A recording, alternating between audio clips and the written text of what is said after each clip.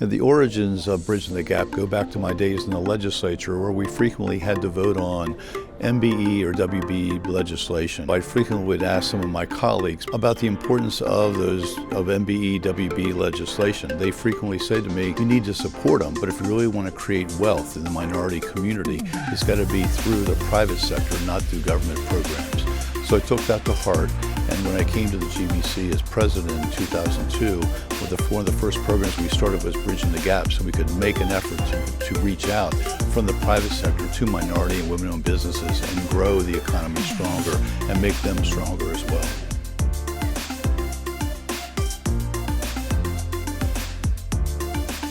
I think it's important to recognize women in minority businesses because I think so many times they go overlooked, and the challenges and the hurdles that they overcome to not only get into business but to remain in business is important, and we should celebrate that. It's crucial to recognize their effort, especially after a pandemic or in the middle of a pandemic where we still are, where they're making impressive effort to stay afloat and to help each other. Especially me working for a prime company, a global engineering company, and working with minority firms. We feel that it's very important to include the minority firms into the circle.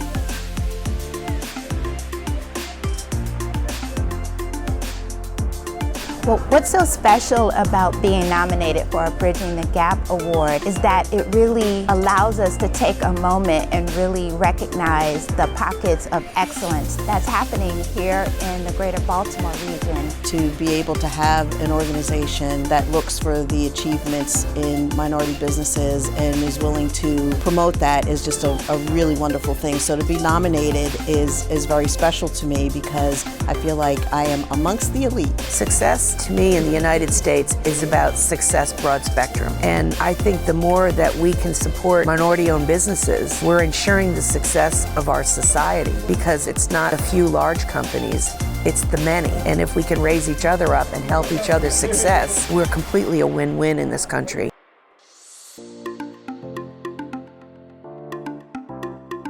It's important for larger businesses, larger corporations, larger organizations to get involved with minority and women-owned businesses because, quite frankly, it's the right thing to do. Minority and women-owned businesses are an integral part of our economy in this region, but the region is only going to grow if both majority and minority and women-owned companies are working together through collaboration, through strategic partnerships, through alliances. In order to remain competitive in this world, I think there is enough that shows you that diversity is very, very important to the portfolio that you have. And even for large businesses, that's very important for them to be competitive in their environments, in their worlds.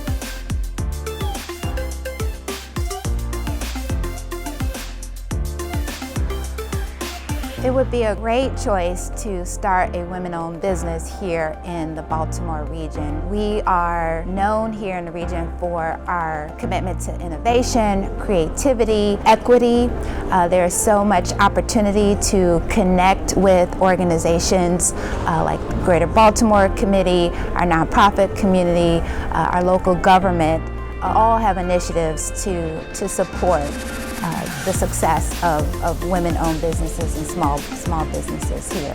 The reason why this area is so appealing is because there are a couple things. There's the cost of living, which for an East Coast city is relatively reasonable.